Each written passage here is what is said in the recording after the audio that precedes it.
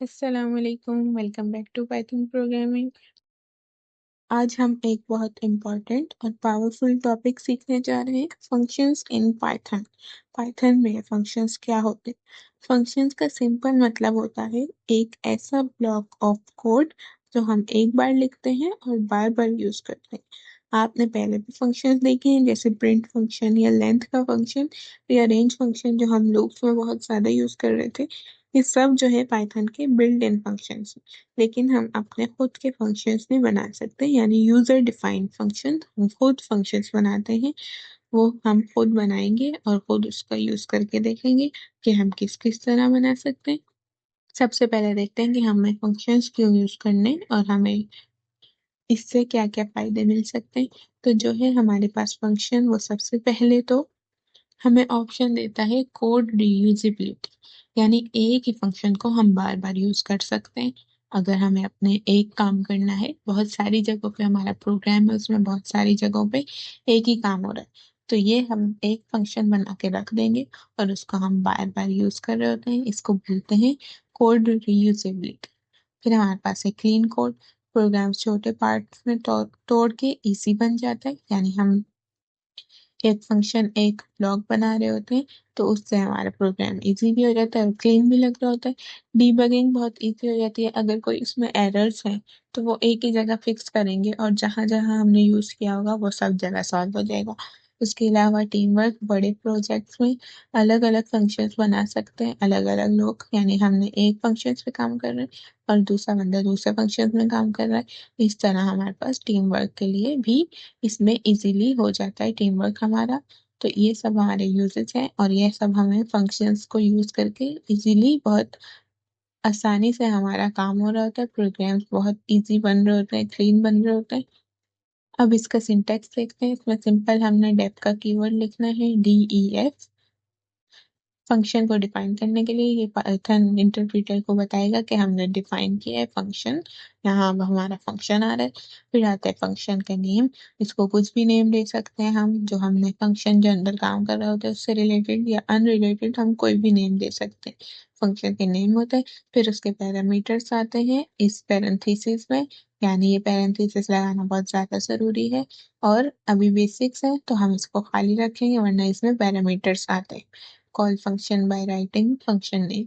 अब फंक्शन के नेम को हम यूज करते हैं फंक्शन को कॉल करने के लिए। सिंपल फंक्शन विद पैरेंथेसिस, हम उसका नाम लिखते हैं, पैरेंथेसिस लगाते हैं, तो फंक्शन हम कॉल कर रहे होते हैं प्रोग्राम में अपने पास।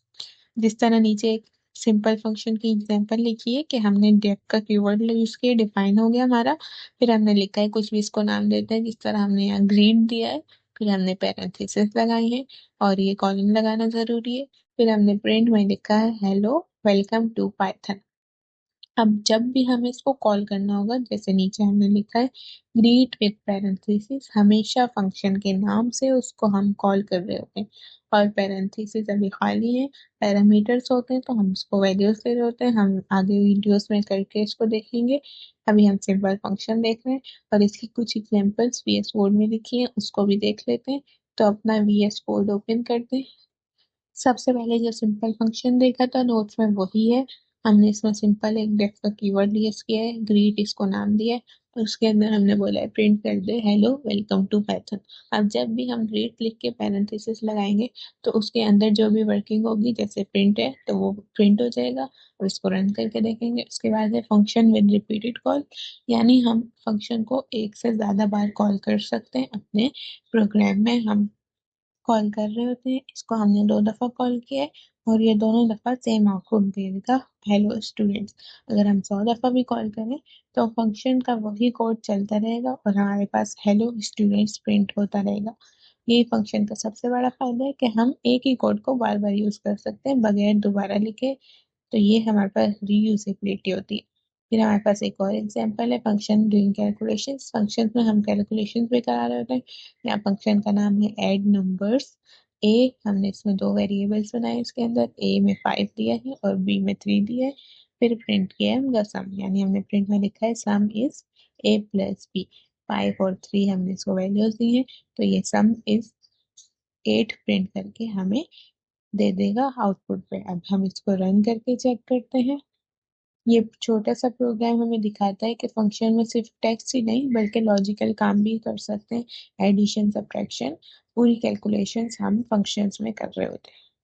अब यहाँ जैसे सबसे पहले वेलकम टू पाइथन, हमने उसको ग्रीट को कॉल किया था, तो उसके अंदर का code hello welcome to Python print हुआ। फिर हमने 2 बार से हेलो को कॉल किया था, तो उसके अंदर हेलो स्टूडेंट्स 2 बार प्रिंट हुए। फिर हमने बोला था सम इज, दो नंबर्स 5 3, उनका सम प्रिंट कर दे, सम इज 8 प्रिंट हुआ। इस तरह हम कैलकुलेशंस कर रहे होते हैं या अपनी प्रिंटिंग कर रहे होते हैं। सिंपल फंक्शंस हमने देख लिए हैं। थोड़ा सा रिकैप करते हैं। फंक्शन एक कोड ब्लॉक है जो सिर्फ कॉल होने पर ही रन होता है। एक फंक्शन को हम बार बार यूज कर सकते हैं। फंक्शन से हमारा कोड ऑर्गेनाइज्ड और सिंपल हो जाता है। Built in function, print, length जो है हमारे पास पाइथन में ऑलरेडी होते हैं, लेकिन हम खुद के फंक्शंस भी बना सकते हैं जो हम ये करके देख रहे हैं इस तरह। अब आज हमने देखा कि फंक्शंस क्या होते हैं और इनकी इंपॉर्टेंस क्या है। 3 छोटे एग्जांपल्स भी किए हैं, ग्रेटेड, रिपीटेड फंक्शन और कैलकुलेशन के। नेक्स्ट वीडियो में हम देखेंगे फंक्शंस विद पैरामीटर्स और रिटर्न वैल्यूज, जहां हम डेटा फंक्शंस में भेजते हैं और उन पे कोई ना कोई कैलकुलेशंस या परफॉर्म करा रहे होते हैं एक्शंस, और रिजल्ट जो है हमारे पास फंक्शन से वापस भी ले रहे होते हैं, उनको हम रिटर्न वैल्यूज बोलते हैं। तो ये सब हम नेक्स्ट वीडियो में देखेंगे। इस वीडियो से रिलेटेड आपका कोई भी क्वेश्चन है तो जरूर कमेंट्स में पूछें। नोट्स आपको डिस्क्रिप्शन में लिंक है, उस पर मिल जाएंगे। Thanks for watching.